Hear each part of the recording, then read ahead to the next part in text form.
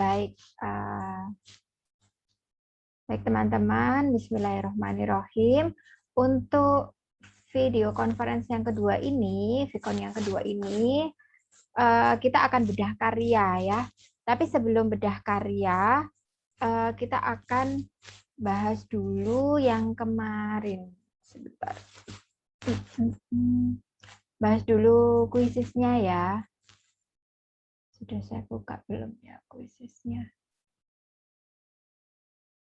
Oh ini. Saya akan berbagi layar.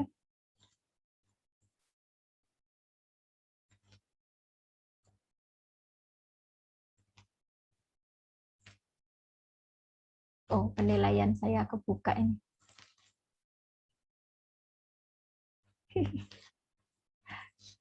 Penilaiannya EduRide belum selesai. Saya kirim balik. Oke, apa namanya ini? Kuisis yang kemarin ya kita bahas. Manakah penulisan yang benar? Apa sudah terlihat layar yang saya bagi? Sudah ya. Nah, manakah penulisan yang benar? Ini benar semua mesti ya. Anak-anak bermain di teras. Jadi A-nya besar ya. Ada tanda hubung. Di teras itu dipisah, kemudian ada titik ya. Yang salah nggak apa-apa kok, di keep aja di dalam hati. Insya Allah betul semua ya, mudah kok. Manakah penulisan yang benar? Nah ini penulisan-penulisan yang benar aja ini anukan ya, apa pelajaran SD ya. Kami menonton film seri, K-nya besar, kemudian ada titik di sini ya. Manakah penulisan yang benar? Nomor 3 ini, upacara itu dihadiri pejabat teras Bank Indonesia. U-nya besar, pejabat terasnya ini kecil semua. Bank Indonesia itu B-nya besar, I-nya juga besar. Kemudian, manakah penulisan yang benar? Apa maksudnya? Ini A-nya besar, terus setelah kata ke tanda baca itu tidak perlu ada spasi ya. Kemudian nomor 5, manakah penulisan nama jenis yang benar? Jenis ikan ini ya, ikan mujair. I-nya kecil, M-nya juga kecil. Kemudian, manakah penulisan satuan ukuran yang benar? 5 ampere ya. Satuannya A-nya kecil aja. Apa itu namanya? Ini sering ya di pelajaran fisika ya. Jalan IPA kalau di SD. Manakah penulisan nama orang yang benar? Abdul Rahman bin Zaini. Bin-nya itu B-nya kecil ya. A besar, R besar, Zaini ini nama ayahnya, Z-nya besar. Kemudian nomor 8, manakah penulisan petikan langsung yang benar? Adik bertanya, koma, tanda petik, kapan kita pulang? K-nya besar ya, ini A-nya besar. Tanda tanya, tanda petik. Jadi tanda tanya dulu baru tanda petik. Masih ada yang saya jumpai setelah tanda tanya, tanda petik masih ada titik lagi gitu. Itu nggak perlu ya. Kemudian manakah penulisan yang benar? Selamat datang, koma yang mulia. Selamat datang ini julukan ya. S-nya besar, terus ada koma dulu ya, baru Y besar, M besar. Kemudian nomor 10, manakah penulisan nama jabatan yang benar? Wakil Presiden Adam Malik. W besar, P besar, A besar, M besar. Manakah yang baku? Apotek ya, bukan apotik. Sudah masuk kata baku ya. Antara mi dan mi sama saja ini ya, miye sama mi, yang betul yang mi ya, kalau yang miye itu bahasa asing. Manakah yang baku? Peduli, bukan peduli. Museum, bukan museum. Kemudian napas, bukan nafas. Paham, bukan faham. Terus ini ya, pikir ya, bukan fikir. Rapor, bukan rapot. Hafal bukan hafal. Kemudian cendekiawan bukan cendikiawan. Ijazah bukan ijazah. Jadwal bukan jadwal. Kemudian ekstrakurikuler bukan ekstrakurikuler. Respons bukan respon. Jadi ada S-nya yang betul ya ternyata. Kemudian fondasi. Fondasi bukan pondasi. Ini kata-katanya saya pilih dari naskah-naskah yang masuk di kelas-kelas menulis kemarin, yang masih banyak yang keliru gitu. Nah, baik, ini review dari kemarin ya. Nanti teman-teman untuk yang kemarin mungkin masih ingat ya, apa namanya, jawab apa, kemudian yang betul apa itu. Untuk kata-kata yang memiliki imbuhan, biasanya yang sering keluar seperti mengubah, itu masih ada yang menuliskan merubah. Kalau merubah menjadi rubah hewan itu ya. Kalau mengubah ya membuat sesuatu menjadi bentuk lain. Kemudian ada lagi memengaruhi ya, bukan mempengaruhi. Itu masih banyak yang menuliskan mempengaruhi. Yang kalau di KBBI kita cek, yang betul adalah memengaruhi. Oke, untuk selanjutnya kita akan bedah karya. Nah, untuk bedah karya ini, apa namanya, nanti yang akan kita bedah yang sudah masuk, tentu yang sudah masuk ke saya pasti sudah saya kasih review ya, kurangnya di mana dan yang sudah bagus apa. Rata-rata sudah bagus semua ya, idenya itu unik-unik loh. Dan ya alurnya sudah dapat. Jadi teman-teman sudah menguasai apa kemarin alurnya, mulai orientasi, perumitan peristiwa, komplikasi, resolusi, kemudian koda itu ya. Hanya yang belum itu penguatannya aja. Jadi kadang antara perumitan peristiwa dengan komplikasi itu hampir sama. Jadi terkadang saya minta untuk dikuatkan komplikasinya. Kemudian antara resolusi dengan koda, kadang kodanya masih belum tampak sehingga pembaca belum bisa mengambil inspiratifnya di mana gitu. Hanya sekadar cerpen yang ya menceritakan sesuatu tanpa ada pesan yang makjleb di dalamnya. Nah, yang kita harus ingat bahwa ketika kita menuliskan cerita mini inspiratif, ya harus makjleb inspiratifnya, artinya pesannya harus terlihat jelas gitu. Baik, saya akan mulai. Yang pertama, siapa nih yang mau dibedah dulu? Saya buka dulu ya. Saya, Mbak. Siapa ini? Pak Jumadi, ta? Allah, ini peserta pertama yang mengumpulkan naskah. Udah gitu ngumpulinnya udah 2 naskah lagi. Mak jelek kok Pak Jumadi ini.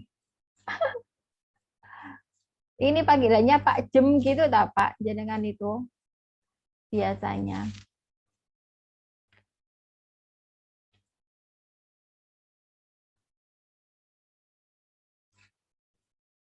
Pak Jumadi, monggo bisa diceritakan dulu ceritanya ini tentang apa? Garis besar aja.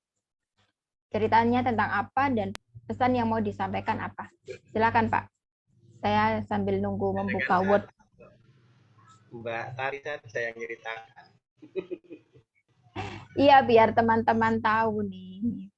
Biar kan kita sama-sama belajar. Ya, intinya orang yang lagi bingung menentukan pilihan. Hmm. Itu aja sih sungguhnya. Pesannya apa Pak yang diinginkan? Yang diinginkan sebenarnya sama Bapak itu, Bapak ingin menyampaikan pesan apa gitu ke pembaca? Apa ya? Apa kira-kira? Ya, maksud saya pokoknya menulis saja mengalir, lalu ya biar pembaca itu mencari hikmahnya sendiri. Oh gitu. Ya Tep- intinya mm, kan apa yang menjadi keinginan kita itu kan belum tentu apa bisa terwujud ya. Jadi mm, kita itu harus bisa menerima kenyataan atau takdir yang memang terjadi pada diri kita. Apalagi mm, kan namanya manusia itu pasti punya banyak pilihan, kadang-kadang juga ada godaan. mm. Kira-kira begitulah, Mbak. Ya Pak, terima kasih. Keren loh Pak ini Pak tulisannya. Jangan itu kok malu-malu sih. Nah ini ya Pak Jumadi ini kisahnya itu tentang si Abi ya, si Abi yang dia itu ketemu sama gadis gitu. Nah si gadis itu, nah mereka itu terus saling suka gitu kan ya Pak ya, saling suka. Tapi ternyata Abi itu sebenarnya sudah punya ikatan dengan Lala di kotanya, kota asalnya gitu ya.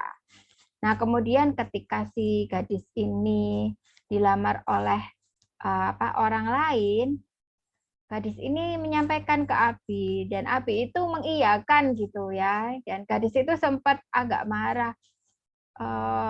Kok mengiyakan dengan sebegitu mudahnya gitu? Apa tidak sayang? Apa tidak cinta gitu ya? Nah, kemudian ya Abi itu menyampaikan bahwa ya sebenarnya cinta, tetapi dia juga tak ingin menyakiti Lala gitu. Nah, apa namanya? Dan Abi lebih memilih Lala sehingga ya menurut Abi ketika kita suka itu tidak harus memiliki gitu ya Pak ya. Kalau saya salah tolong diluruskan loh Pak, karena saya bukan Betul, penulisnya. betul. Betul gitu ya. Nah, Ya, itu kan bagi orang itu sederhana gitu ya, mana ada inspiratifnya gitu. Tetapi pesan yang sederhana itu akan bisa menjadi inspirasi ketika pesan itu kita balut dengan kisah atau kisah itu kita balut salah kebalik. Pesan itu kita balut dengan kisah yang inspiratif pula. Nah, kisahnya antara cinta segitiga antara si Abi, gadis dan Lala itu kan ya sudah umum. Terus kayak sinetron-sinetron atau FTV, cintaku kecantol pagar, apa cintaku kecantol yuk jamu gitu ya. Nah, apa memang sudah umum, tetapi itu akan menjadi inspiratif gitu ya, atau akan menjadi inspirasi buat pembaca ketika pembaca itu menemukan sesuatu yang tidak disadarinya gitu. Bagaimana, dengan cara apa? Jadi tadi di awal itu Pak Jemadi masih menceritakan semacam itu saja. Nah, kemudian yang ada dalam pikiran saya, ini kan cerita biasa aja gitu ya.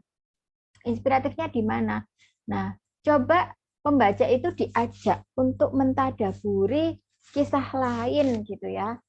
Misalnya kisah sahabat Nabi yang juga terlibat cinta segitiga gitu ya, seperti kisahnya Zubair bin Awam dengan Asma dan Atikah itu ya, di mana Atikah itu gadis yang sangat cantik ya saat itu ya di zamannya. Kemudian si Zubair ini punya karakter yang apa tadi Pak katanya dengan ini ya, pencemburu gitu ya Pak ya. guru ya. Iya, kemudian istri pertamanya itu adalah Asma gitu ya, tapi dia kemudian menikah lagi dengan Atika seperti itu. Nah, kemudian tadi sempat kita diskusi gitu ya sama Pak Jumadi. Saya kok nggak sepakat, Mbak, karena Zubair ini menurut saya kayak gini gitu kan. Intinya nggak cerita aslinya itu sebenarnya endingnya itu nggak cocok, nggak senada gitu dengan kisahnya si Abi dan gadis dan Lala gitu. Kemudian saya bilang, Pak, jangan ambil semuanya dari kisahnya si Zubair, Asma dan Atika gitu ya. Ambil aja ini ambil aja dasarnya atau ya yang ngambang-ngambang maksudnya awal-awalnya Atau mungkin gini, ambil aja pesan yang jangan pesan dalamnya, tapi pesan yang terdangkalnya. Misalnya Abi itu dia tidak siap ketika dia harus menjalani kehidupan seperti Zubair yang sekuat Zubair gitu ya. Kemudian oh, kalau tadi saya pertama bilang seadil Zubair, tapi menurut Pak Jemadi Zubair itu nggak adil gitu karena dia lebih lebih banyak perhatiannya ke Atikah daripada ke Asma gitu ya. Akhirnya kita tadi sempat diskusi tentang sahabat Nabi ya Pak ya. Tuh tak cerita nih kisah-kisah para nabi nanti Pak. Nah kemudian saya sampaikan seperti itu ya nggak usah diambil yang itunya Pak, ambil aja kuatnya Zubair dengan Abi gitu. Oh mungkin Abi itu tidak bisa sekuat Zubair yang harus apa mengambil semua dua-duanya gitu ya. Kemudian hidup dengan keduanya. Kemudian Abi juga tidak yakin bahwa Lala itu akan bisa setangguh Asma. Jadi Asma itu meski ceritanya kan cerita aslinya itu kalau di sahabat Nabi itu Asma itu apa ketika Zubair itu menikahi Atika, Asma itu dengan sangat sabar gitu ya meskipun akhirnya perhatiannya si Zubair ini apa namanya terkurangi gitu ke dia, tapi Asma tetap sabar, tetap mendampingi gitu hingga akhir hayatnya si Zubair ya Pak ya. Nah, kemudian juga belum tentu Abi juga berpikir belum tentu si gadis itu mau menjadi yang kedua seperti Atikah gitu. Nah, ya saya sampaikan seperti itu ke Pak Jumadi. Akhirnya beliau, oh ya ya bisa juga Pak kalau diambil yang bagian itunya. Iya. Nah, contoh-contohnya seperti itu. Sehingga pembaca itu dengan kisah yang sederhana, pembaca itu kita ajak untuk merefleksikan gitu ya, merefleksikan ke kisah yang lain yang kemudian kita tarik benang merah di paragraf akhir itu bahwa apa kita arahkan pembaca untuk ke pesan kita. Nah, kayak gitu, Bu. Ini yang dari kisahnya Pak Jumadi. Oke, stop share Pak Jumadi. Ada yang mau disampaikan terkait diskusi kita tadi? Cukup, Mbak. Apa Pak Jumadi dalam proses menulisnya tadi itu paling susahnya di mana Pak? Saya itu kalau nulis itu tidak merasa susah itu, jadi Mm-mm. mengalir saja gitu ya. Nah, Cuman iya. saya itu ya nggak paham ya istilah koda, istilah Oh, resolusi. oh, Ya memang pemula kan ya. Pokoknya iya. saya ini kebiasaannya pokoknya ada ide ya ditulis saja. Oh, Perkara oh, salah, perkara benar urusan belakang gitu. oh, Nanti oh. biar orang yang membaca memberi masukan ya kita perbaiki gitu aja Mbak. Dari dulu Iya, begitu betul. cara nulis saya. Iya, betul sekali Pak Jumadi. Wah, saya sepakat sekali nih dengan tipsnya Pak Jumadi ya. Oke, ini sudah ada yang saya sebut tadi ya. Sebentar, sebelum ke yang lain, saya tanya dulu tadi, apakah sudah ada Nurul Zakiyah di sini? Belum ada. Terus siapa tadi? Tias, Tias, Kak Tias, apakah sudah bergabung? Nah, ini sudah. Kak Tias itu yang namanya siapa? Yastati itu tah? Iya, iya Mbak Oh Tati. ya, ya. Ini soalnya saya dihubungi sama tim Edured. Ini yang namanya siapa gitu? Oh, saya tak tanyakan. Bernis itu yang namanya siapa? Bernis. Belum ada di sini, Bernis. Kemudian, adakah yang namanya Bernis? Hmm, yang waktu kuisis pakai nama Pea Poppins itu siapa? Ada nggak di sini? Yang merasa tidak ada? Oke, cukup. Ya, benar saja. Ya, oke. Selanjutnya ini yang akan saya share apa fungsinya kita bedah karya itu agar kita bisa ini ya belajar dari yang lain karena saya itu suka sekali bedah karya sama teman-teman saya karena saya jadi punya banyak ide gitu. Ada lagi yang kedua, siapa yang mau dibedah karyanya?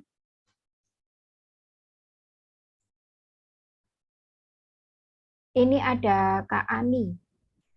Boleh, Kak.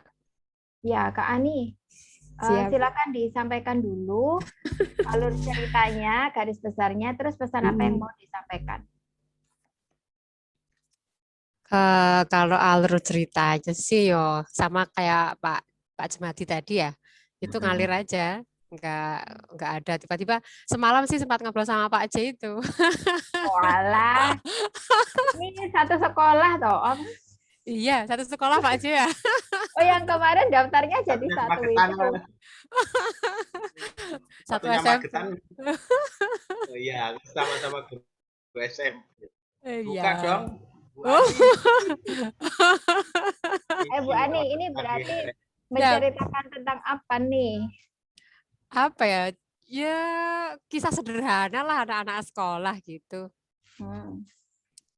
Kisah sederhana anak-anak sekolah gitu, apa ya? Kayak biasalah apa ya? Apa Pak J? Apa ya anak Kayaknya kisah sekolah? waktu di sekolah itu. Iya. Kita putih abu-abu nih. Batam. Iya, Pak J gak boleh sebut merek. Kisah waktu sekolah gitu aja, yang nggak bisa menyampaikan, nggak mampu menyampaikan, yang tersimpan gitu aja Kak. Intinya gitu.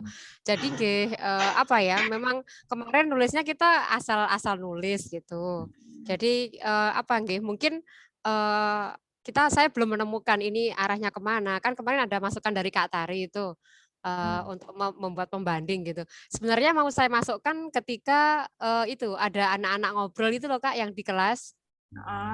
Nah, di situ sebenarnya mau saya masukkan, cuma kayaknya momennya kok kurang pas gitu. Nah, jadi mungkin ini tadi kemarin ada beberapa revisi yang yang belum selesai. Jadi mau saya masukkan sedikit konfliknya justru cerita pembandingnya di situ. Jadi antara Ais itu dengan cewek-cewek itu ketika ini di kelas. Ya, Dini sama ya. Nasya ini tadi. Nasya, ya. Maunya dimasukkan di situ Kak, tapi belum bisa ngeklik cara anunya gitu. Terus pesan yang mau disampaikan? Pesan yang mau disampaikan apa ya? Nggak sama kayak Pak J sih sebenarnya, bahwa apa Pak J? Bahwa sampai. Iya, nggak sampai. Mungkin ya kita harus tak sampai. Iya, mungkin harus menyimpan bahwa apa ya? Segala sesuatu itu yang serba tidak mungkin, dan perempuan itu kan cenderung untuk menyimpan daripada apa ya? Mengungkapkan gitu loh. Jadi lebih cenderung perempuan itu yang nerima aja lah gitu. Mungkin yang pesannya ini kebalikan sama Pak J. Kalau Pak J dia merelakan gitu ya. Iya. Tapi kalau yang ini kan Aisnya nunggu gitu. Iya tuh si Abi bikin gemes. Gimana kasih apa namanya harapan palsu. Iya. Iya. Sama itu Kak. Sama itu Kak. Sama kan sama si Abi. Enggak, mirip-mirip kan, karakternya mirip itu. Oh ya. Iya, Bu Ani. Ya. Saya suka Lia, bagus loh ini ceritanya. Terima kasih. Cuma kodenya belum nampak Kak. Ini masih di nanti. Nanti kalau sudah intriknya saya masukkan di situ, mungkin nanti konsul lagi Kak Tari nggih. Iya, ketika intrik saya masukkan nggih. Jadi yang nanti kodenya dimasukkan di bagian akhir gitu ya. Oke. Ya, jadi apa namanya ini tuh kisahnya itu tentang Ais yang dia itu diam-diam menyukai si Tommy gitu ya. Iya. Terus habis itu tapi Tommy itu playboy gitu, dan sebenarnya Tommy itu udah punya pacar gitu kan. Iya. Tapi Tommy itu masih aja merhatiin Ais gitu ya, sampai di bis juga apa namanya disiapin tempat duduk kayak gitu ya, gantikan tempat duduknya dia. Bahkan Tommy itu rela untuk terlambat ke sekolah gitu ya, karena berebutan tempat duduk di bis kayak gitu. Ini nggak ada sutradara film tadi sini, Bekno, ada yang mau bikinin FTV-nya. Nanti kita buat bareng-bareng Kak. Habis itu apa? apa namanya? Ya banyak sih yang temennya Ais itu udah ngingetin Ais ya. Iya, Zaya, Dini, sama siapa itu tadi Nasya ya. iya.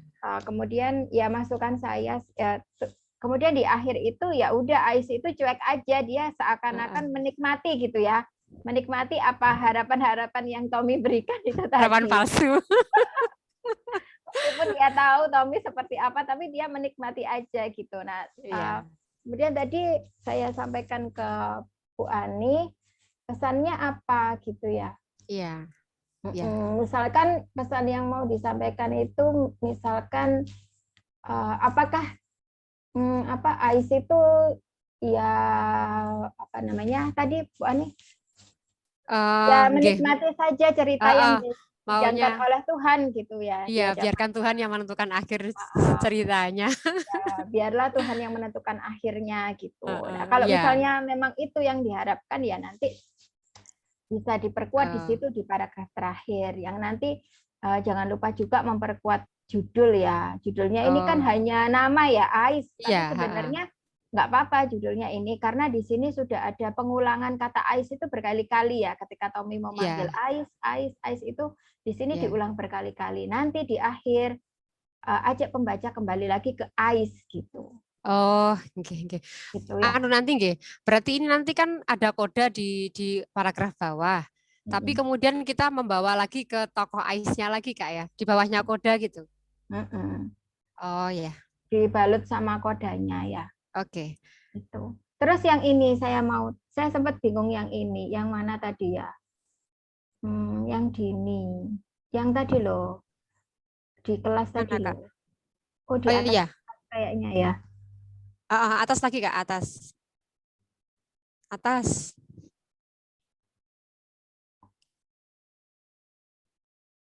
Ini. Atas lagi ya. Ini kan Din, lihat Hmm. itu.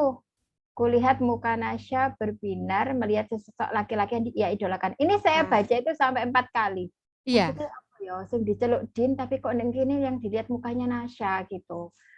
Ternyata Oh, maksud Yantek ya iya. Saudi dengan mata tak berkedip. Oh ternyata saya baru membayangkan. Oh mungkin ini ada 3 orang gitu ya Ais. Iya, Jadi Nasya ah, itu lagi betul. duduk. Nah itu yang mungkin nanti perlu dijelaskan di sini. Misalnya Din lihat Oh, tuh. Terus apa sapaku pada Dini mm-mm. sembari kulihat muka Nasya gitu. Oh, iya, iya. Kata-katanya dibuat seperti itu. Jadi nggak Oke. bingung. Kalau seperti ini bingung. Iki ya apa ya? Yap. Sing disopo Dini tapi kok sing dirontok Nasya. Ya. Kan saya nggak tahu kalau namanya Dini kan awalnya karena kan baru Iya, disebut Dini di sini. Di atas kan belum ada kata Dini. iya, iya. Yang disopo Din tapi kok jenenge Nasya gitu. Apa ini salah ketik sakjane lek misalnya Syah gitu ya. Syah lihat Iya. itu, kulihat muka Nasya gitu kan nyambung. Tapi kok iki Heeh. Din ya baru saya baca bawahnya baru nyambung di sini. Oh alah paling iki bertiga antara Dini, Heeh. Nasya sama Ais, ya. Heeh, benar, Kak. ya nanti diganti. Oke. Ya, siap. Ya, gitu. 4 tahapannya udah bagus kok di sini.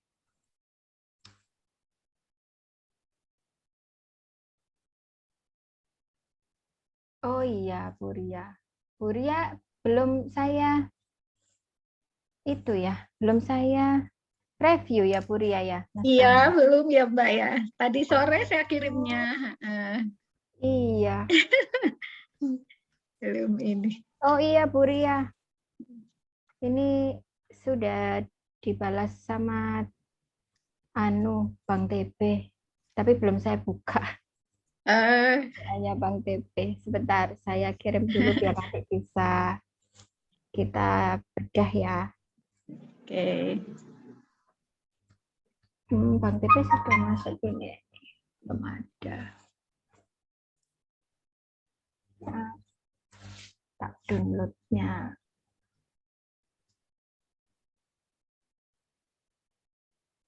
Nah, sambil nunggu, ini selanjutnya ada punyanya Kak Dewi. Kak Dewi, silakan disampaikan sekilas jalan cerita dan pesannya. apakah sudah bergabung di Zoom?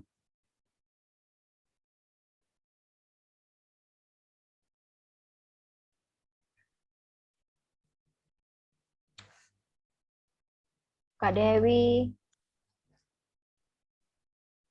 kameranya mati ya?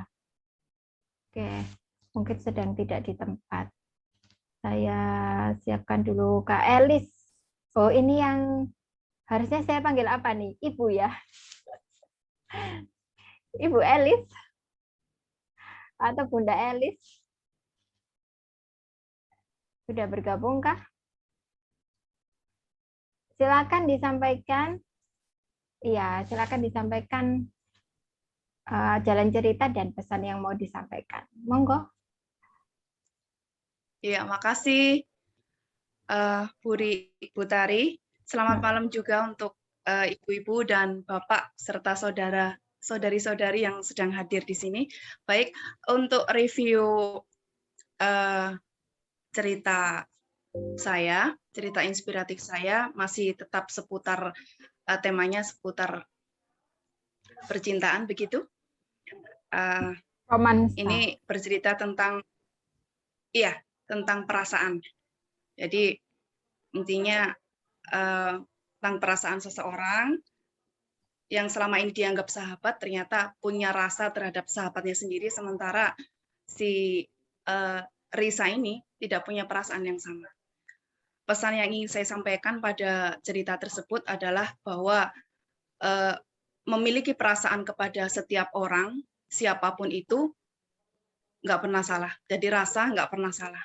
Tetapi perlu kita ingat bahwa rasa yang kita miliki terhadap orang lain itu belum tentu dibalas. Lalu kemudian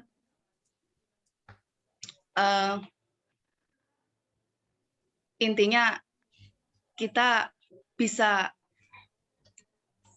berencana menikah dengan siapa, tapi kita tidak bisa pernah merencanakan dengan siapa kita jatuh cinta. Seperti itu, Bu Tari. Terima kasih. Quote-nya itu, habis ini dibuatkan itu ya, flyernya ya, quote of the day.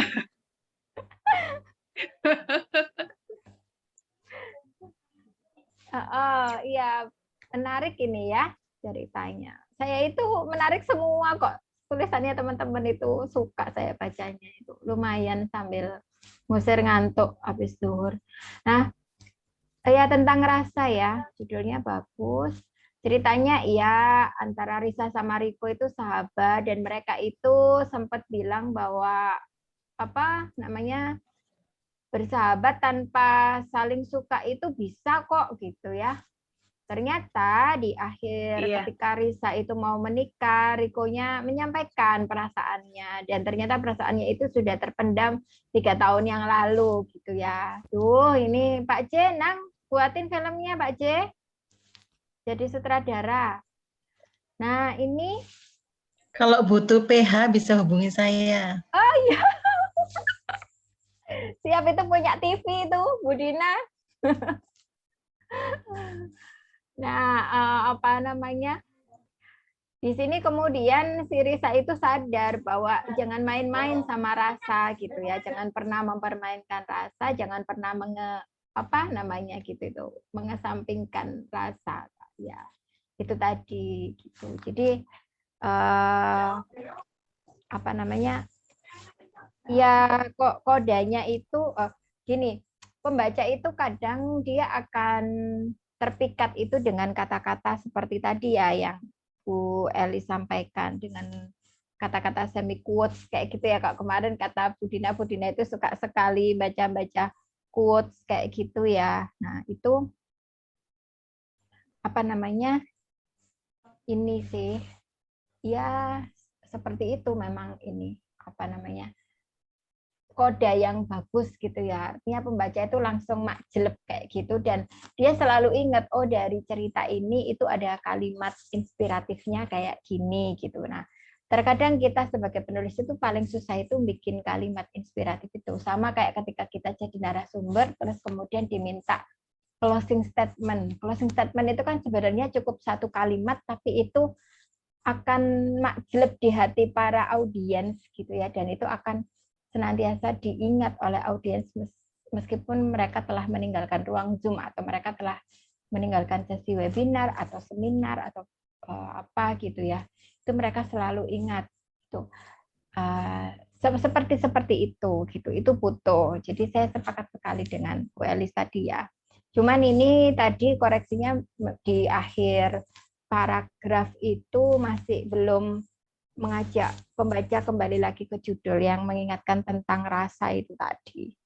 Ya gitu. Jadi Bu Elis bagus. Terus selanjutnya Bu Dina ini punya TV loh. TV-mu. Ya Bu Dina ya. Mbak Ria, aku mau dong Tinggal- Dilas. Ya itu loh. Ada yang siap untuk menjadi aktor dan aktrisnya. Oke. Kak Evi ada nggak Kak Evi ini di sini? Silakan Kak Evi. Silakan diceritakan sama pesan yang ingin disampaikan. Sebenarnya cerita yang saya kirim ke jenengan itu belum selesai. Nggak Karena memang apa-apa. masih bingung nyusun kata-katanya itu kayak apa gitu. Tapi pesan yang ingin saya sampaikan di sini bahwa sesuatu kalau kita itu yakin dan pasrah kepada Allah, pasti semuanya itu pasti ada jalannya.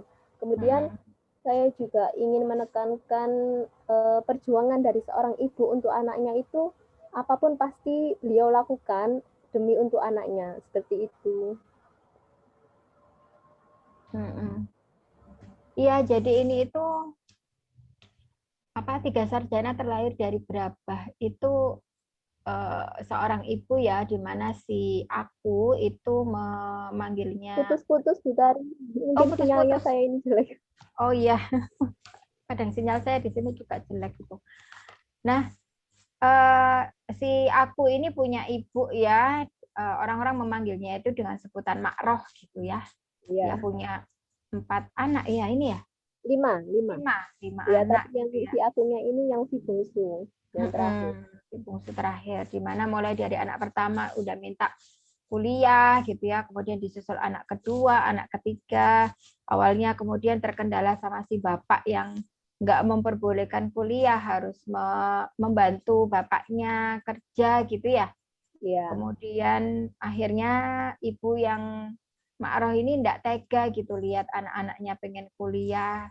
Terus akhirnya Ma'roh ini mengambil keputusan bahwa iya kamu boleh kuliah. Dan konsekuensinya adalah kalung dan gelang. Iya, Perhiasan milik adik-adiknya itu dijual. Adik-adiknya itu kemudian dijual. Sempat adiknya itu marah karena kenapa yang kuliah kakak kok yang harus dijual gelangku kayak gitu ya. Kemudian Ma'roh juga banting tulang gitu ya untuk membiayai kuliah, dan bahkan anak yang kedua itu diminta untuk nggak langsung kuliah ya, tapi kursus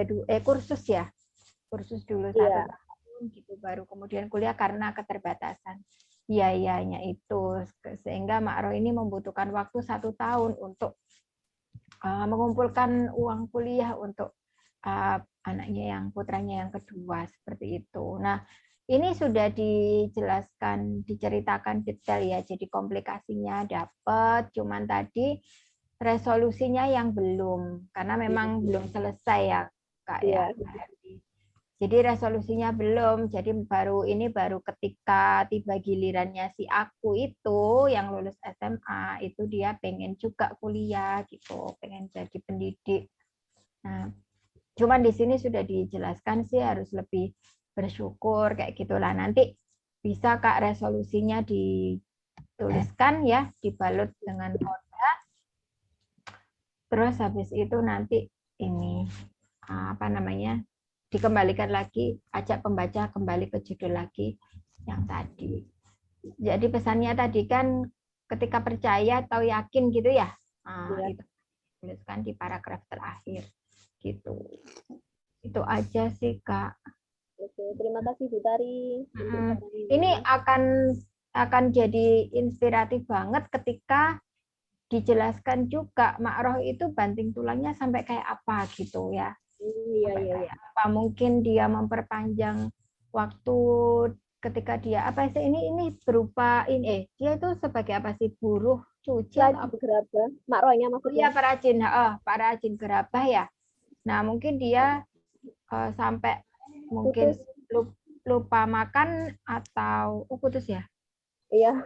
Nah, perajin gerabahnya itu dia sekuat apa gitu, setangguh apa gitu, semenderita apa gitu ya, untuk mengumpulkan uang itu tadi gitu. Nah, itu akan lebih. Itu nanti dijelaskannya di paragraf yang keberapa ya, Bu Tari? Yang komplikasi. Yang komplikasi yang ketika anak kedua mau minta kuliah itu loh.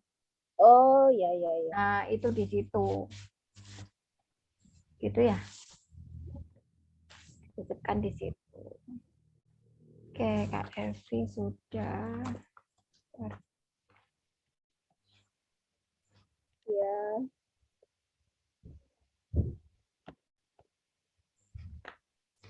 Selanjutnya ini ada Kak Dewi tadi mana? Kak Dewi sudah, ayo cerita. Ayo, maaf tadi masih urusan domestik Mbak Tari. Oh iya ya. Itu Ya dulu. biasa emak-emak ya. Iya, Bisa dipahami. ada baby soalnya. Silakan Iya. Kak. Ya, Assalamualaikum warahmatullahi wabarakatuh. Mbak Waalaikumsalam. Tari, Amelia, dan teman-teman semua yang ada di sini. Dalam kesempatan ini saya menceritakan lebih ke pengalaman pribadi sih. Kayaknya lebih cepatnya, lebih gampangnya di situ. Memang intinya adalah di cerita itu tadinya kelabilan seseorang ya untuk memutuskan akhirnya untuk resign dari pekerjaannya gitu, dan apa namanya untuk lebih fokus kepada keluarganya. Itu lebih intinya ke situ, karena ini 2 kali keputusan resign di situ diceritakannya, di mana mungkin resign yang pertama itu yang ujian terberatnya dalam kisah tersebut gitu ya, sehingga apa namanya ada rasa kekhawatiran akan terulang kembali efek dari resign dia yang pertama itu di resign yang keduanya gitu ya, karena karena ketakutan itu. Tapi kemudian lingkungan sekitarnya, orang-orang terdekatnya support bahwa keputusan resign yang kedua ini akan jauh lebih baik gitu ya, dan belum tentu berefek sama sesuai dengan berefek sama dengan kejadian resign yang pertama gitu lah. Kemudian di situ saya tampilkan juga kisah pembanding di mana bahwa keputusan yang saya ambil itu adalah bentuk dari kejujuran hati ya, dan timbul keberanian karena ada kisah lain yang untuk memutuskan itu sulit sekali gitu, terbentur dari masalah alasan-alasan yang banyak gitu ya, yang akhirnya memberatkan untuk bisa memutuskan itu gitu ya. Tapi akhirnya kegalauan gitu ya, dan efeknya juga terasa juga ke anaknya gitulah. Itu di situ jadi cerminan buat saya bahwa ketika saya ketika orang tersebut memutuskan untuk resign yang kedua itu jauh lebih bersyukur gitu ya. Dan kalau ujung-ujungnya resign itu adalah ketakutan untuk tidak mendapatkan penghasilan atau tidak bisa membantu support keluarga, jawabannya kalau mau dirangkai mungkin 3 halaman tidak cukup gitu Mbak Tari. Jadi ya bahwa jadi kesimpulannya bahwa nanti kan rezeki toh juga Allah akan atur, dan Allah Maha pemberi rezeki dan jalannya akan banyak. Kemudian yaitu akhirnya terungkap dalam koda-koda yang belakangan itu Mbak Tari. Kira-kira seperti itu. Iya. Ini apa itu namanya? sudah bisa mengaitkan benang merah ya antara kisah satu dengan kisah pembanding. Itu bagus. Jadi di sini kan ya kisah pembandingnya ya di Iya, posisi Mbak. lain. Jadi dia membandingkan dengan kisah lain yang LDM gitu ya. Kemudian tapi dia masih bersabar, kemudian dengan segala cobaannya ya, mulai dari anak yang sakit dibandingkan dengan si Dewi yang tadi harus resign gitu ya, resign, dan meskipun itu pekerjaan yang dicintai Betul. untuk anak-anaknya gitu dan suami. Ya, bagus sih ini. Tadi itu jadi kodenya juga sudah dapat ya. Kemudian nilai inspiratifnya juga ada gitu. Kalau saya tidak ini ya, enggak lihat ke teknik penulisan ya. Misalkan ada saltik atau apa, saya enggak lihat karena kita fokus ke isi aja gitu ya. Cuman tadi agak lupa belum menjelaskan apa itu manjada wajadanya ya. Karena ketika kita menulis sesuatu, menulis naskah itu, kita memposisikan bahwa pembaca yang akan membaca, orang yang akan membaca naskah kita itu beragam latar belakang. Mulai dari tukang becak mungkin ada ibu rumah tangga, atau mungkin ada profesor atau dan sebagainya yang mereka belum tentu paham dengan istilah-istilah yang kita gunakan gitu. Yang revisi aku kirim tadi Mbak, itu udah Sudah, di ini paragraf ini. itunya itu udah cukup menjelaskan belum Mbak? Sudah, ini kan. Nah, ini yang yang tak share ini yang udah revisian. Nah, ini kan. Jadi udah jelas kalau seperti ini. Karena saya membaca itu, saya memposisikan diri saya nggak ngerti apa itu manjada wajada gitu. Sehingga ketika selesai membaca, ketika ini tadi belum ada, saya nggak tahu. Terus apa maksudnya judulnya manjada wajada kan gitu. Gak ono sing jenenge manjada, ya gak ono jenenge wajada. Apa mungkin ini nama snack apa gitu ya. Itu. Kalau sudah ditambahkan seperti itu udah bisa gitu. Oke, terima kasih Kak Dewi, sama-sama.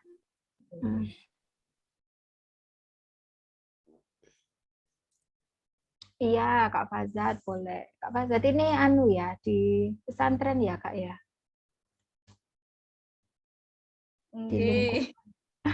Di asrama. Lah ini Kak Fazat, saya undang giliran diceritakan. Ini Kak Fazat ini belum bikin naskahnya ya? Masih bikin kerangkanya gitu. Tipe menulisnya sama seperti saya. Saya itu nggak bisa kalau langsung ngetik. Saya itu bisanya itu ngereng-ngereng dulu. Aku nanti pertama itu ngomong apa, nulis cerita tentang apa gitu. Bikin kerangkanya Kak. Kak Fazat, saya nggak bisa nge-review banyak karena dari kerangka itu saya belum tahu kan. Maksudnya belum jelas nanti itu letak inspiratifnya di mana gitu, sehingga belum bisa nge-review banyak. Makanya tadi tak sampaikan coba disusun naskahnya gitu. Barangkali di sini bisa diceritakan Kak, apa itu namanya, seperti apa sih nanti alur ceritanya. Halo Adik. Silakan, sama pesan yang mau disampaikan ya. Oke. Assalamualaikum warahmatullahi wabarakatuh. Waalaikumsalam warahmatullahi wabarakatuh. Kenalan nggak? Boleh, silakan. Nomor WA. Nomor ini. Ini sebenarnya kenapa saya kasih judulnya Ketika Mimpimu Tak Pernah Terwujud. Ya sudahlah, ini nyanyinya siapa ya? Lupa saya. Di tahun 2009 itu terkenal. Oh alah. Ketika mimpimu Bondan Prakoso. Oh, ketemu dia itu angkatan tahun 90-an ya Kak ya? Iya. Nah, ini kemarin ada beberapa santri di sini yang SMA. Nah, cita-cita pertamanya itu kadang ada yang nggak sesuai gitu. Nah, makanya itu saya nulis ini karena berhubung dulu juga pernah punya kisah seperti itu. Intinya itu pesannya itu gini. Kalau ini loh. Terkadang kita meminta bunga mawar yang indah, tetapi kadang Tuhan memberikan pohon itu loh, tanaman kaktus yang jelek, kan orang nggak suka gitu kan. Nah, ternyata di akhir cerita terkadang apa yang kita inginkan dan tidak terwujud itu Tuhan punya skenario yang lain gitu. Jadinya gitu sih. Pesannya sih nanti tak carikan yang familiar gitu. Sebenarnya kemarin itu Mbak Ria ini sudah saya reng-reng dengan bahasa-bahasa yang itu. Tapi kok di HP ini tuh repot gitu loh, nggak kayak yang dulu yang dibuat catatan langsung tinggal nanti kalau dikirim itu enak. Nah, ini tuh kesulitan yang sudah bentuk dengan kata-kata yang sudah paragraf ke paragraf itu, jadi lu kok nggak bisa sih dipindah, jadi sulit, akhirnya tak buat gitu. Mohon maaf. Iya, nggak apa-apa. Iya, ini sebenarnya bagus ya. Jadi maunya ke mana? Kakaknya semuanya ke Libya, gitu ya. Dia maunya ke dokter, ke kedokteran. Terus akhirnya, pengennya saya kan waktu itu kan punya cita-cita jadi dokter, kalau enggak ya ahli botani atau genetika.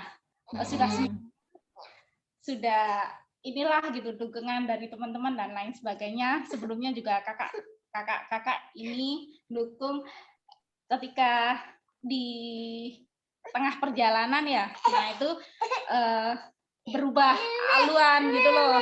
Saudara-saudara itu saya ke Libya aja gitu. Iya. Udah gitu, maaf Pak. Iya, nggak apa-apa itu. Putranya lagi minta perhatian. Iya, nggak apa-apa. Akhirnya tapi saya lihat di sini akhirnya itu dia mendapatkan ini ya, 2 beasiswa ya. Ya. Akhirnya mendapatkan 2 beasiswa. Ternyata yang diambil yang ini ya? Iya. Iya. Iya, Kak Fazat. Saya kalau ingat kalau ketemu Kak Fazat itu ingat ini sih. Cerita kita. Apa namanya?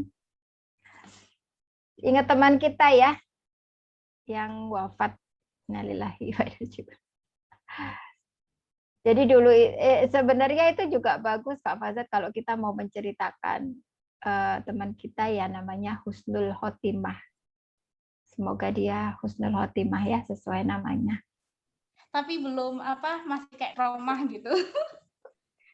Ya.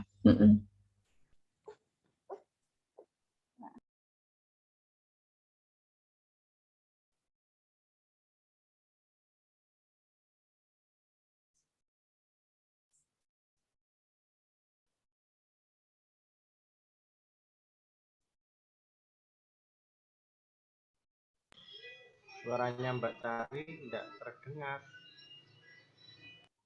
Oh, saya termute ya. Maaf.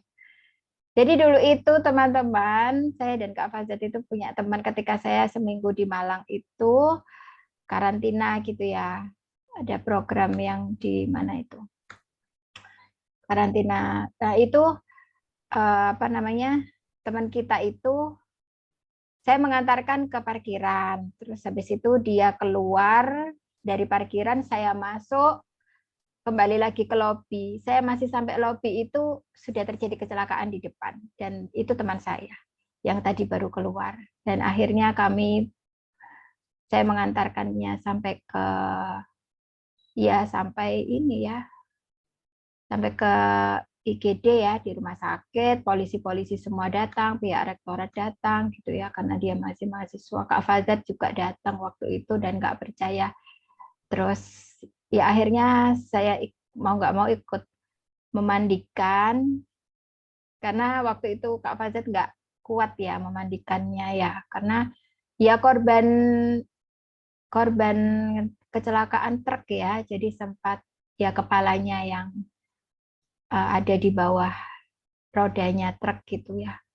Terus jadi teman-teman waktu itu siapa ya, Rina sempat masuk ke ruang pemulasaran jenazah itu ya, pemandian di rumah sakit itu. Terus dia keluar lagi, Mbak, maaf ya aku nggak kuat, dia udah keluar aja. Akhirnya saya dan petugas rumah sakit yang memandikan, terus ya kita sampai mensolatkan dan jenazah dibawa ke rumah duka di kota sebelah. Ya, jadi ingat itu lagi Kak Fazat. Lanjut aja deh. Terima kasih Kak Fazat. Nanti saya tunggu naskah aslinya ya, agar nanti saya bisa mereview lebih dalam lagi. Kak Ida, silakan. Kita ini sama satu organisasi loh. Mbak Yunda Ida, Yunda Fazat. Pak J, bisa menebak kita di organisasi apa Pak J? IMM paling. IMM katanya. Apa Kak Ida? IPM apa IMM? Kita ini udah emak-emak loh Pak J. Nasi A Pak J. Kak Ida silakan diceritakan. Nasi akan IMM. Silakan Kak Ida. Iya, begini Mbak, saya punya cerita yang saya buat itu sebenarnya kenapa mesti aku ini apa namanya tervonis COVID-19 begitu. Jadi awalnya sosok aku ini tetangganya ini kemudian 3 hari setelah ketemu dengan tetangganya ini meninggal. Nah, ketika meninggal ini si aku ini dilema gitu ya. Dilema. Aku harus gimana? Tetangga meninggal aku harus gimana? Karena meninggalnya kan terpapar COVID ya. Jadi harus gimana? Apa tetap beraktivitas biasa untuk apa sih ini? Isolasi mandiri. Nah, jadi untuk memutuskan untuk isolasi mandiri walaupun tidak ada gejala apapun, belum ada gejala. Nah, ini sebenarnya saya terinspirasi dari kejadian di sekitar ya. Saya tinggal di Bondowoso, yang mayoritas masyarakat Madura. Ada kasus satu keluarga itu sudah ibunya terpapar COVID, dibawa ke rumah sakit, opnam di rumah sakit. Kemudian anggota keluarganya positif semua. Tetangganya ini sudah berusaha untuk menyiapkan vitamin juga sudah disiapkan, tapi si tetangga ini tetap saja berkeliaran padahal sudah terpapar COVID, sudah dipastikan positif. Sedangkan tim gugus COVID di daerah, di kecamatan, di kelurahan, itu kan tidak setiap saat memantau. Nah, dari kasus itu akhirnya saya buat itu. Si sosok aku itu begitu melihat tetangganya meninggal, langsung dia isolasi mandiri. Jadi di situ poin yang ingin saya sampaikan kepada pembaca. Jadi walaupun belum ada gejala, tetap harus isolasi. Karena apa? Keluarga kita bisa jadi terpapar. Makanya kita nggak tahu apakah kita membawa atau enggak. Setidaknya kita masih tetap harus isolasi. Berikutnya, selang beberapa hari, si sosok aku inilah langsung menghubungi pihak gugus tugas COVID di tingkat kelurahan. Karena dari petugas gugus COVID ini nanti akan ada petugas yang datang ke rumah, jadi memeriksa dan seterusnya. Jadi disiapkan dokter yang akan memeriksa ke rumah pasien kalau di Bondowoso seperti itu. Kemudian beberapa hari terasalah gejala-gejala seperti COVID. Akhirnya dokter datang memeriksa, oh iya ternyata memang COVID. Jadi dokter itu tidak perlu dibawa ke rumah sakit karena gejalanya masih ringan. Khawatirnya justru semakin dibawa ke rumah sakit nanti mentalnya jatuh. Karena kondisi sekarang di rumah sakit terutama di Bondowoso sudah luar biasa ya. Jadi rumah sakit itu sudah tidak menampung ya. Di Bondowoso itu sudah tidak menampung. Sehingga pasien COVID itu sekarang yang ringan itu tidak di ruangan tetapi di luar. Ada di mana itu namanya? Dibuatkan jenenge wis, Mbak. Iya, barak darurat ya. Barak gitulah, dibuatkan barak darurat. Dibuatkan seperti itu. Dengan kondisi alat-alat yang terpasang di sekitar itu berbunyi. Jadi semakin orang ke situ, mentalnya itu mungkin akan jatuh. Nah, itu loh. Kemudian pada beberapa waktu berikutnya ada masa kritis di mana sosok ini tidak bisa bernafas, sudah tidak dari hidung nggak bisa, dari mulut pun nggak bisa. Tapi tetap ngeyel berusaha. Ternyata setelah berusaha ini kok nggak bisa, akhirnya dia berserah diri, pasrah. Wes mau bagaimanapun wong namanya pemilik raga itu adalah sang pencipta, wes akhirnya pasrah. Nah, di saat pasrah itu ternyata sama Allah diberikan kesempatan untuk bernafas lagi. Itu tadi kalimat pemilik, karena pemilik raga itu sang pencipta itu kenapa nggak dituliskan di sini? Itu kan quotes-nya bagus itu. Terkadang itu teman-teman itu saat cerita itu lebih bagus kalimatnya ini daripada saat menulis. Iya, Mbak. Beda. Nah, itu tadi kalimatnya bagus, tak lihat di sini kok gak ono iki mau. Nanti tulisan bagus. Ya. Komplikasinya itu ketika dia mau merasa ya, ketika dia mau si aku itu merasa mau menjemput ajal itu loh, Kak. Nah, itu dikomplikasikan karena di situ itu yang bikin deg-degan, pembaca deg-degan itu dijelaskan sedetail-detailnya hingga pembaca itu deg-degan gitu ya. Itu komplikasinya di situ. Gitu. Kalau kodenya sih udah nyambung, Ini tadi udah direvisikan ya, kodenya udah nyambung. Iya gitu ya Kak ya. Sama tadi kalimatnya itu tadi bagus. Yang dibandingkan gitu deh Mbak ya. Udah bagus kok. Iya Kak Ida, terima kasih. Wah ini ya, waktu kita sudah jam 8.20. Tapi saya mau berbagi dengan teman-teman karena saya suka ceritanya teman-teman bagus-bagus. Kak Lulut, silakan Kak Lulut. Diceritakan.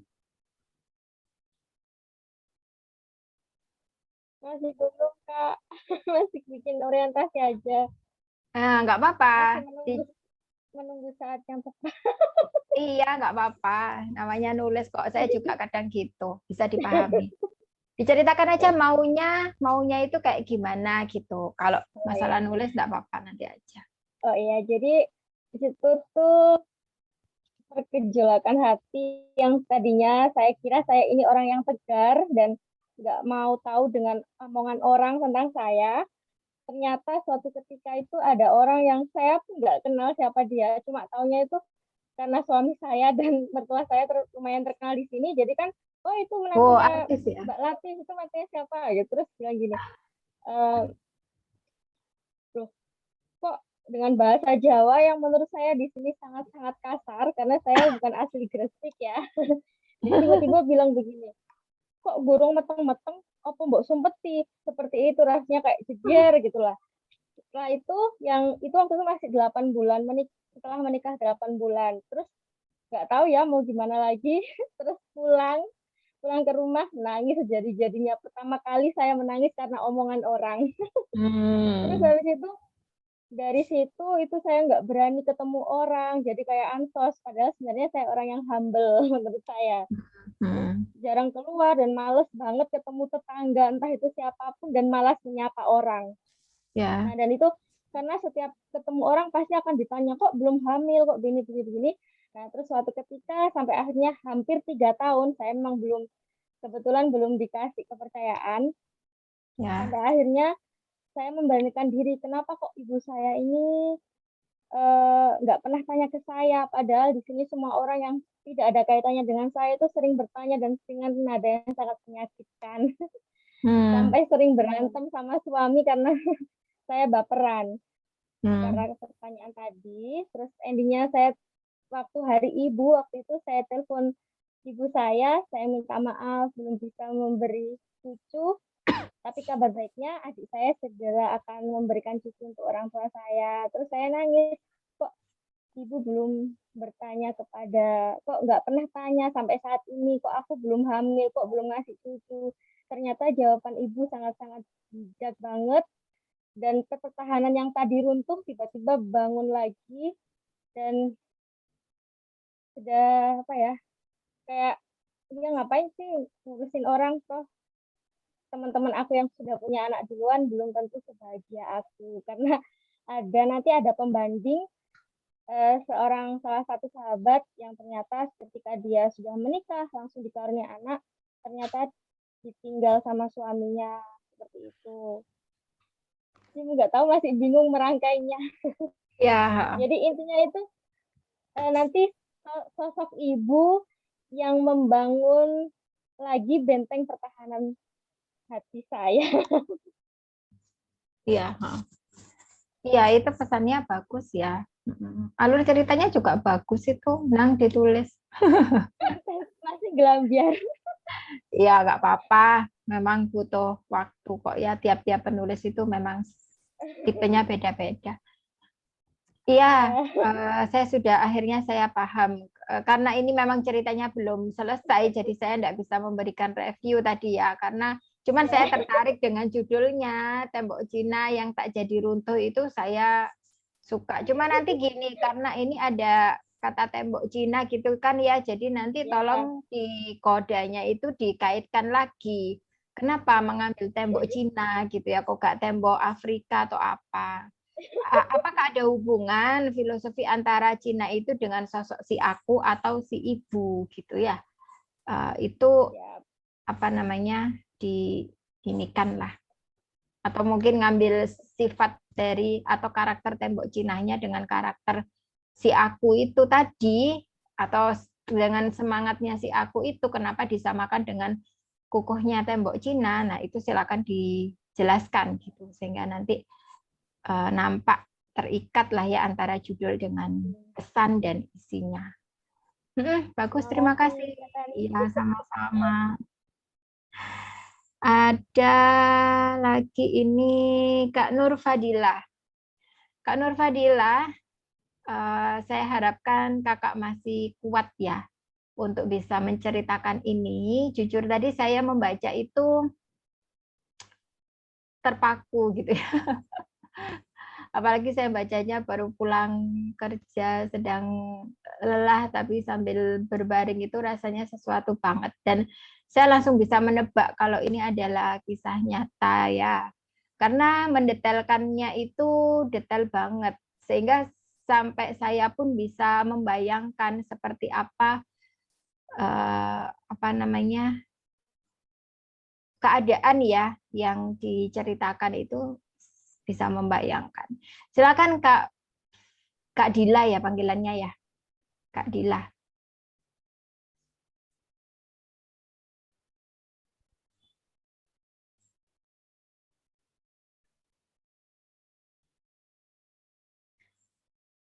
Kak Dila ada di sini kah? Oh iya ada nih. Kak Dila mampu untuk bercerita atau? Insya Allah. Oke, silakan. Assalamualaikum warahmatullahi wabarakatuh. Waalaikumsalam warahmatullahi. Saya sangat apresiatif sekali pada kisah-kisah yang sudah ditayangkan, hasil karya teman-teman semua.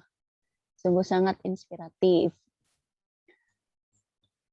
Saya mencoba memberanikan diri untuk berpartisipasi dalam kegiatan yang sangat baik ini. Sekaligus saya juga memulai untuk memberanikan diri kembali menulis.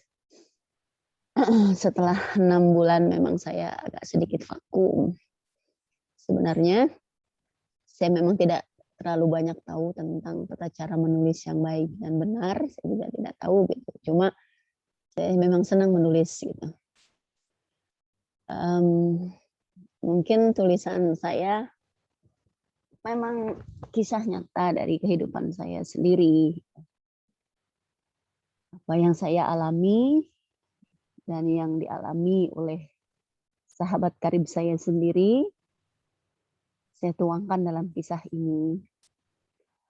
Lalu ceritanya ya memang 6 bulan yang lalu suami saya baru saja meninggal dunia karena COVID-19.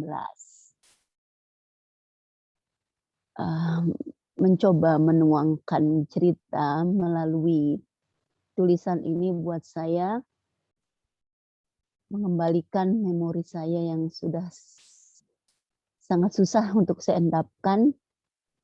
Tapi mau tidak mau saya bongkar lagi karena saya tidak ingin tetap terpuruk gitu. Alhamdulillah saya memang mulai bangkit 2 bulan belakangan ini. Terlebih setelah memang saya menyadari bahwa saya tidak sendiri dalam hidup ini dan dicoba oleh Allah dengan cobaan seperti ini. Dan saya merasa lebih kuat juga setelah saya berkaca pada kisah yang dialami atau takdir yang dialami oleh sahabat saya sendiri seperti yang sudah saya tuangkan itu. Dan alhamdulillah setiap peristiwa pasti ada hikmah. Di antara salah satunya hikmah saya menuliskan ini adalah bertambah syukur saya kepada Allah Subhanahu wa taala yang tetap memberikan sehat dan panjang umur serta harapan dan semangat untuk terus bisa menjalani hidup ini dengan baik. Saya tidak banyak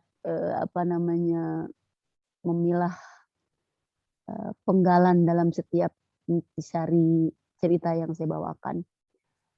Hanya mungkin saya ingin menyampaikan pesan bahwa sesuai dengan surah Al-Baqarah ayat terakhir, Allah tidak akan memberi beban pada hambanya kecuali sesuai dengan kemampuan yang dimiliki hambanya.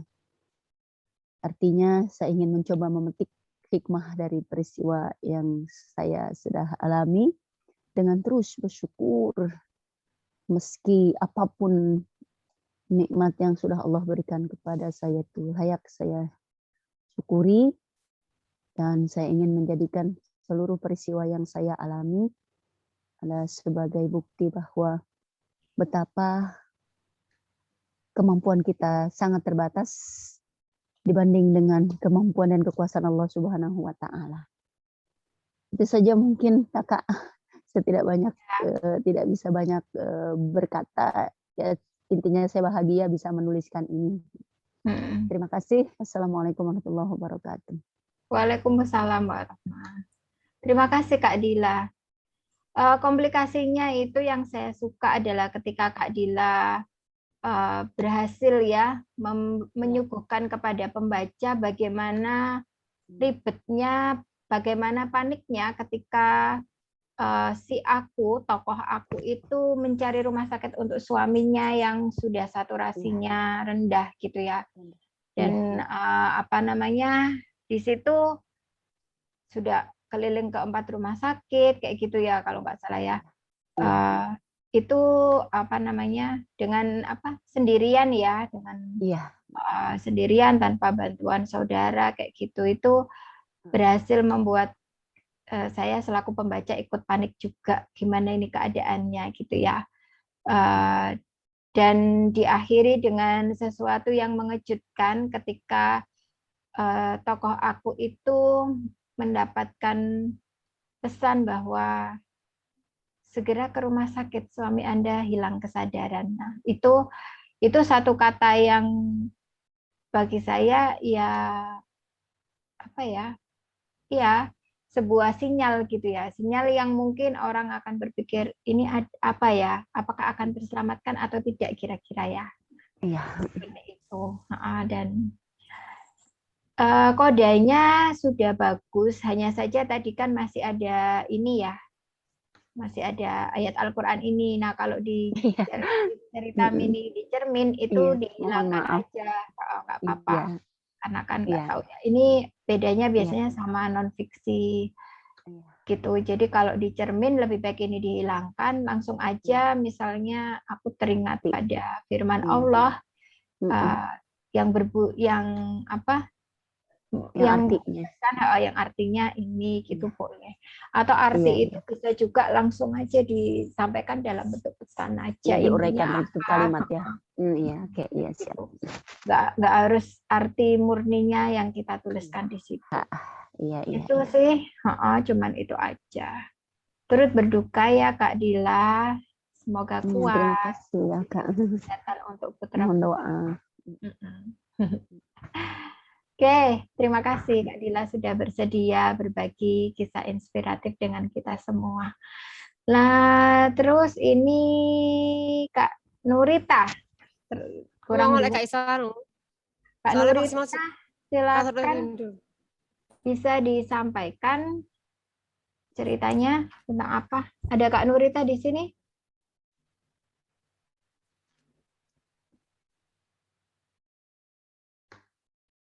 Saya carinya. Oh, nggak ada. Nggak ada. Punyanya Bunda Ria kalau gitu ya terakhir ya. Ini tadi kok belum berhasil saya ini ya. Kalau Kak Nurita ini sih tentang guruku cinta pertamaku, tapi kayaknya belum tuntas ini ceritanya. Jadi iya belum tuntas, makanya tadi saya belum bisa mereview. Tapi orientasi dan perumitan peristiwanya sudah bagus, tinggal nanti komplikasinya.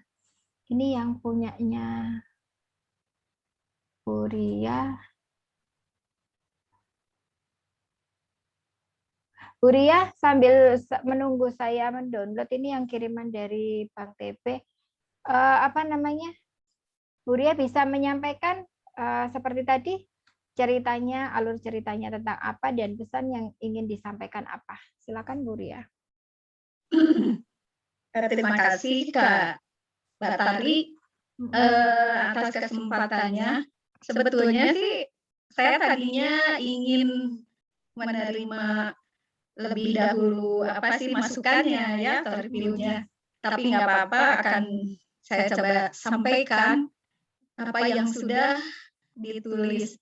Jadi cerita mini inspiratif ini sebetulnya idenya itu dari kisah nyata ya. Jadi itu menceritakan tentang seorang istri, kemudian dia punya suami yang tengah sakit-sakitan gitu ya, sudah selama 2 tahun mungkin ya, selama 2 tahun. Dan yang jadi ininya itu sang suami itu selalu menanyakan kapan bapak itu meninggal gitu ya, kapan mati. Apalagi di masa pandemi ini memang hampir setiap hari itu berita kematian itu hampir setiap hari gitu ya, terdengar dari pengumuman di masjid gitu. Jadi ketika ada pengumuman seperti itu terdengar dari masjid, pasti si bapak tuh bertanya, kenapa ini bapak udah lama sakit, tapi kok nggak meninggal-meninggal, sementara orang lain begitu mudahnya dipanggil oleh Allah, gitu seperti itu. Nah, di situ tentu ada apa ya, sebagai si ibu, sebagai seorang istrinya harus setiap hari itu menghadapi keluhan dari suaminya, karena memang ada komplikasi dari penyakitnya gitu, sehingga memang nyeri setiap hari, ada keluhan, terus sakit, sampai puncaknya karena memang mungkin sakit merasa sudah begitu lama, sampai memang pernah dalam satu hari saking putus asanya terlintas ingin, ya di situ saya ceritakan bagaimana si bapak ketika sudah memegang gunting, sebuah gunting dan diarahkan ke perut, kemudian begitu terlihat diambil spontan dan dilempar gitu ya. Lalu setengah emosi, kemudian setengah ini si ibu atau si istri itu mengingatkan, kenapa gitu, kenapa sampai terlintas niat seperti itu. Di situ dituliskan juga bahwa sebetulnya sang suami itu punya profesi sebelum dia sakit itu, dia sebagai aktivis dakwah gitu ya, Mbak Ria. Aktivis dakwah yang sering menyampaikan materi-materi keagamaan. Di antaranya ketika kita dapat musibah, bagaimana kita harus menyikapinya, harus memegang sabar gitu ya. Kemudian pernah disampaikan misalnya berkaitan dengan dia sekarang sedang sakit, itu kan ada kisah Nabi Ayub. Begitu sabarnya seorang Nabi Ayub menghadapi sakitnya. Jadi ketika suaminya itu, si bapak itu mengalami sakit, ternyata apa yang sering disampaikan ketika sebelum dia sakit dalam kajian-kajian materinya, pas dialami oleh diri sendiri, ternyata tidak begitu mudah gitu ya untuk bisa bersabar itu seperti apa. Itu ternyata sangat sulit disampaikan. Tapi si istri dia tidak lelah mengingatkan terus ketika materi-materi yang pernah diberikan. Kenapa kan sering disampaikan tentang sabar, tapi kenapa pada saat sekarang kok itu seperti tidak ini. Lalu bahkan si suami itu kan sudah hafal betul ilmunya, hafal betul dalilnya. Misalnya ketika sabar itu ada di ayat di surat apa, ayat berapa itu hafal betul. Ketika ada konflik seperti itu, si istri mengingatkan, maka sang suami mencoba mengungkapkan kembali dan memang pasti gitu tahu betul. Dan ketika tiap hari misalnya ada keluhan tuh saya tuliskan juga, mungkin ada sisi manusiawi dari seorang istri. Ketika suami tiap hari dengan keluhan, adalah perasaan marah, mungkin agak kesal, agak bosan juga ada. Tapi di akhir-akhirnya mencoba menginikan bahwa beberapa kawannya beberapa kawannya sudah berstatus janda gitu. Si istri sempat bersyukur walaupun suami sakit, tapi masih ada di sampingnya gitu ya.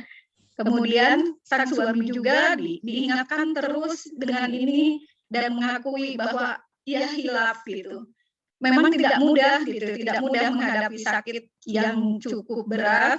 Kadang-kadang memang ia inginnya, kecenderungannya itu ingin putus asa gitu. Karena saking merasa sudah begitu lamanya harus menanggung sakitnya itu gitu ya. Nah di situ si istri mencoba mengingatkan bahwa materi-materi kajian yang pernah disampaikan itu sangat sepertinya Allah itu tengah menguji bahwa coba apa yang disampaikan misalnya tentang sabar, Allah itu seperti menguji. Coba mungkin ya kepada hambanya, selama ini kamu misalnya bisa menyampaikan tentang sabar. Nah, sekarang diberi ujian berupa sakit, apakah bisa memaknai sabar itu, bisa melaksanakan sabar itu dengan ikhlas juga seperti itu. Jadi diingatkan terus sampai ya ini pada satu kesadaran, bahkan sang suami sendiri tahu betul dalilnya amat besar pada surat As-Saad itu amat besar. Ini di sisi Allah ketika dia seorang mengatakan sesuatu tapi dia tidak mampu melaksanakannya seperti itu gitu. Jadi memang pesan yang ingin disampaikannya kita harus senantiasa bersyukur dalam kondisi apapun, seburuk apapun, ada hikmah dan kita harus punya keyakinan bahwa di balik cobaan yang diberikan tuh pasti ada kebaikan. Kemudian juga sebaiknya kita bisa tidak hanya bisa berbicara saja, tapi apa yang kita bicarakan sebaiknya bisa juga kita terapkan, kita laksanakan. Kemudian saya di situ dikasih judul Mas Guan bahwa hidup memang harus terus berjalan. Bagaimana caranya agar hidup itu tetap memiliki arti, memiliki memanfaatkan waktu yang sebaik-baiknya sehingga ketika satu saat Allah memanggil itu kita dalam keadaan husnul khotimah dan sudah memaknai, sudah memanfaatkan hidup itu dengan sebaik-baiknya. Begitu Mbak Tari mungkin yang bisa disampaikan. Iya, menarik sekali ini dari Bang TB ya, dari tim Eduret ini sudah bagus ya alurnya, kemudian tahapan-tahapannya dapat. Cuman tinggal ini aja penguatan judul. Di sini kan pembaca Bu Ria kan sudah berusaha untuk mengajak pembaca kembali ke judul lagi nih. Nah, ini eman banget kalau misalnya tadi kalimat yang disampaikan Bu Ria nggak ditulis di sini. Misalnya di sini disampaikan ditambahkan ya Mbak ya. Jadi misalnya senyum yang sekian lama tak pernah ada. Ya, life must go on. Hidup harus terus berjalan. Nah, jadi secara tidak langsung orang pembaca itu tahu artinya life must go on itu. Karena tidak semua pembaca kan tahu ya arti itu. Nah, itu. Jadi ya life must go on. Hidup memang harus terus berjalan. Kadang Allah punya rencana terbaik untuk hambanya, membaliknya dalam berkesempatan baru seperti itu. Mungkin akan lebih bagus ya. Paragraf ini terakhir ini bisa dikembangkan lagi sehingga mungkin jadi ditambahkan sekitar 3 kalimat lagi lah agar nanti kesannya nutupnya itu smooth gitu. Kan ini masih ada kutipan langsung ya. Jadi nanti bisa ditutup dengan agak smooth gitu. Gitu aja kok Bu Ria, bagus. Terima kasih Bu Ria loh. Bener kan saya kemarin tebakan saya, Bu Ria ini kisahnya inspiratifnya tuh banyak, cuman belum ditulis. Terima kasih. Ya, semua naskah yang sudah masuk sudah kita review bersama. Atau ada yang ketinggalan, saya ketinggalan lagi? Enggak ya? Nanti silakan untuk yang belum mengirim naskah bisa mengirimkan.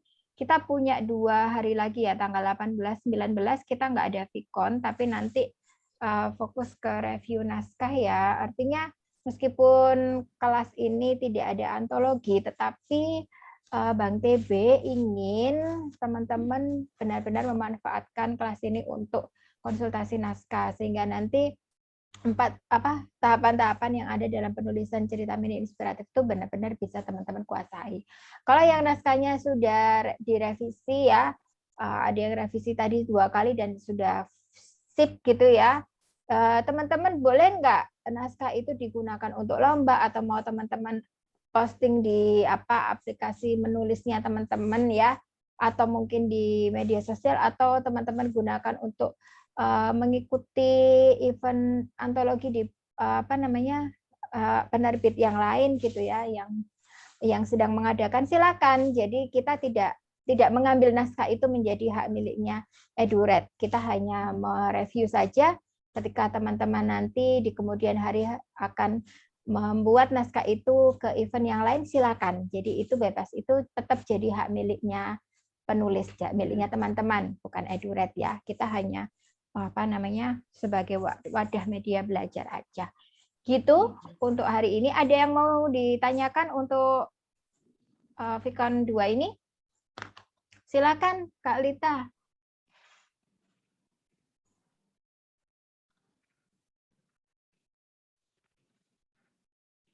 Kak Lita, bisa diaktifkan mikrofonnya? Oh iya, boleh, silakan. Sambil menunggu Kak Lita menuliskan di kolom chat, saya sampaikan bahwa nanti di tanggal 18-19, seperti biasa, seperti kemarin ya, akan ada materi tambahan di grup ya. Kalau kemarin sudah ada tulat dan tubin ya kemarin ya. Nanti akan ada lagi yang lain, yang wawasan yang kebaruan ya dalam penulisan. Kemudian selain itu juga nanti teman-teman bisa konsultasi naskah, dan nanti kita ketemu di Vicon terakhir di tanggal 20, di mana nanti akan ada penganugerahan ya peserta terbaik, dan setelah Vicon ketiga nanti akan kami sampaikan sertifikatnya ke teman-teman gitu. Dan untuk penganugerahannya nanti berupa video ya, nanti kalau nggak salah kemarin dari tim EduRed membuatkan videonya gitu untuk pengumuman peserta terbaiknya. Apakah cermin kisah inspiratif boleh berakhir menggantung tanpa solusi? Biarkan pembacanya yang menarik kesimpulan sendiri. Ada juga sih Kak Lita yang cerita inspiratif itu yang menggantung ya, seperti apa yang Kak Lita sampaikan. Cuman dipastikan memang inspiratifnya tersampaikan ke pembaca gitu aja. Jadi nggak apa-apa sebenarnya Kak Lita. Yang penting adalah inspiratifnya itu kuat dan tersampaikan. Jadi kodanya itu yang tersampaikan. Entah nanti kodanya itu dibalut dalam balutan kisah yang menggantung, ya enggak apa-apa gitu. Gitu Kak Lita. Yang lain ada yang mau ditanyakan? Ada Mbak Tari. Silakan Kak Dila. Maaf tadi cerita saya kan belum diberi judul ya. Masih gimana gitu. Kalau memang ada usul, Kak Dewi, silakan. Kalau memang ada usul, kira-kira judulnya yang paling tepat apa ya? Atau enggak saya tulis melalui chat ke Mbak Tari langsung, ada beberapa judul yang coba saya tawarkan, nanti tolong dipilihkan saja. Oh itu iya. ya Mbak, bisa enggak? Iya, nggak apa-apa Kak Dila. Saya itu kalau bikin judul nggak bisa langsung. Nggak apa-apa Kak Dila, bisa dicatkan. Iya. Pak C, mohon penjelasan kembali tentang istilah orientasi. Orientasi itu ya kita mengenalkan ke pembaca awal kita mau bercerita tentang apa. Diusahakan orientasi itu karena kita cuman 2 atau 3 halaman ya. Bahkan kalau yang kemarin eventnya PPI Hadramaut Yaman itu cuma 2 halaman, nggak boleh lebih. Itu kita langsung ke konfliknya gitu. Kemudian konflik, apa yang dimaksud konflik ini komplikasi mungkin ya, kalau di istilah yang kemarin itu komplikasi. Konflik itu sebenarnya sudah dimulai sejak perumitan masalah atau perumitan peristiwa, tahapan itu sudah mulai ada konflik. Kemudian sampai puncaknya itu di komplikasi. Nah, di komplikasi itu gimana kita membuat pembaca itu berdebar-debar, gemes dan sebagainya gitu ya, kudu nangis, sopo kudu guyu gitu ya. Nah, itu di komplikasi. Kemudian kalau resolusi menurun dari adanya yang gemes-gemes tadi itu, apa yang yang bisa penulis sampaikan ke pembaca sebagai jalan solusinya, pemecahannya gitu, pemecahan konfliknya, sehingga nanti ujung-ujungnya pada koda pesannya gitu ya, pesannya tentang apa gitu yang mau disampaikan. Nah, nanti koda itu jangan lupa menguatkan judul di atas kayak gitu. Kalau tadi Kak Lita itu menggantung, biasanya pada di resolusinya ya. Jadi resolusinya tetap ada resolusi, tapi nggak dibongkar semua kayak gitu. Nggak dibongkar semua, tapi usahakan koda tetap dibalut bagaimana koda itu bisa tetap tersampaikan. Jujur Kak Lita, saya itu penulis yang tidak mampu, sangat tidak mampu itu ya menuangkan cerita berupa cerita yang menggantung ya, ending menggantung itu saya nggak bisa gitu, nggak mampu untuk itu. Kak Lita ini juga bagus teman-teman, dia sama satu kelas sama saya di kelasnya siapa kemarin Kak? Helvi ya, Helvi Tiana Rosa ya, kita satu kelas ya. Tuh. Ada lagi yang mau disampaikan? Cukupkah? Bu Elis merumuskan koda. Oh iya. Iya sebenarnya Bu Elis itu kan pesannya udah ada, bagus itu ya. Cuman mungkin kadang menguatkan pesan itu dan membalut dalam kalimat itu memang kalau kata Bu Dina kemarin itu ini ya butuh jam terbang. Memang kan menulis itu memang butuh latihan. Ketika kita menulis itu rutin, kita itu akan semakin tahu kekurangan kita di mana.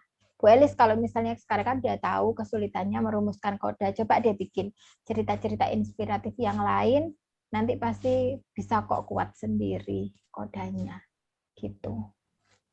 Atau ini ya, sambil baca kisah inspiratif yang lain. Saya itu orangnya kalau misalnya mau nulis sesuatu, saya pasti baca sesuatu yang senada dengan apa yang mau saya tulis. Misalkan saat ini kan saya lagi nulis tentang cerita komedi. Itu saya akhirnya kemarin beli buku-bukunya siapa itu? Yang produsernya OB, di TV itu ada apa ya? Trans ya, kalau nggak salah. OB ya. Itu kan plesetan-plesetan gitu ya. Siapa sih itu namanya? Saya kok lupa. Nah itu saya beli itu novelnya, ada beberapa seri novel yang dia itu novelnya novel komedi gitu. Jadi saya baca dulu itu novelnya 4 seri itu saya baca dulu sampai tuntas, baru saya bisa nulis tentang cerita komedi. Begitu juga dengan teman-teman, mungkin bisa dijadikan tips ya. Karena penulis tidak lepas dari pembaca. Penulis yang baik kan pembaca yang baik. Sama juga Kak Ani, cara memunculkan konflik itu saya belajarnya ya dari baca.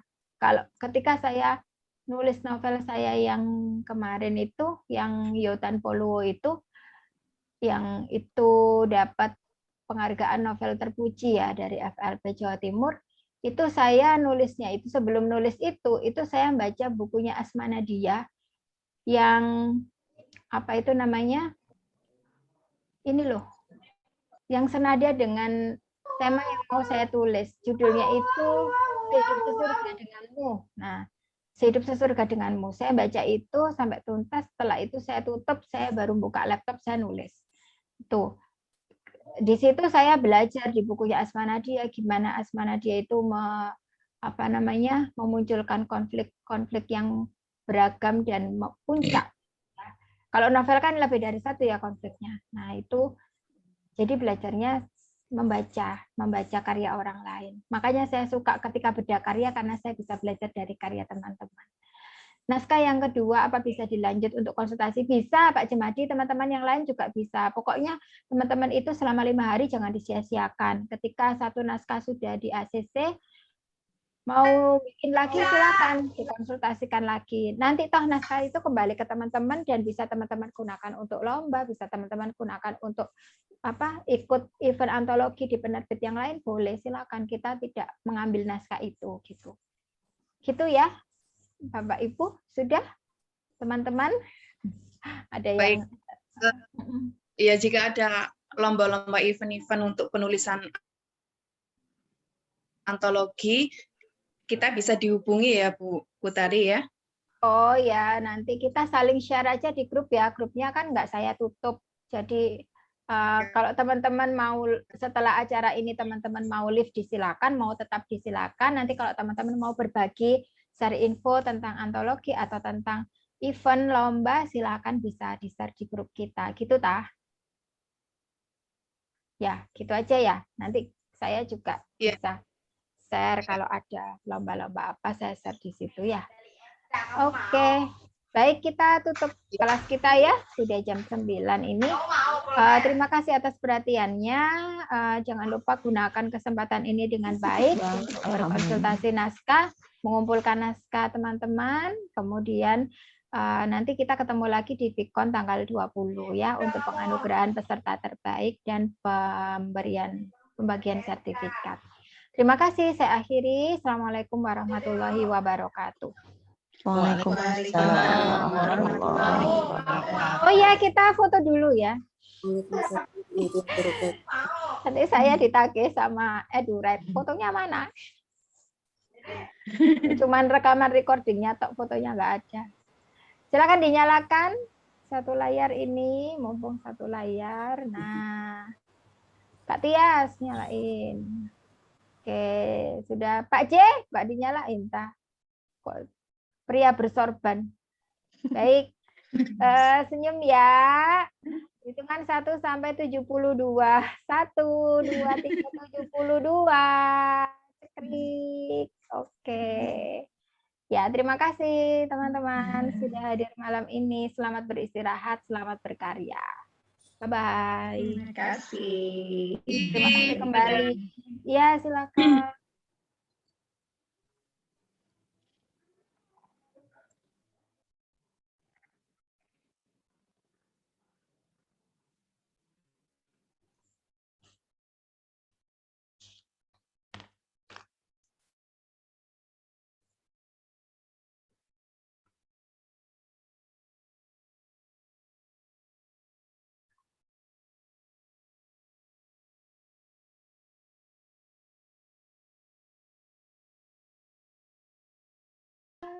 Amin, Mbak.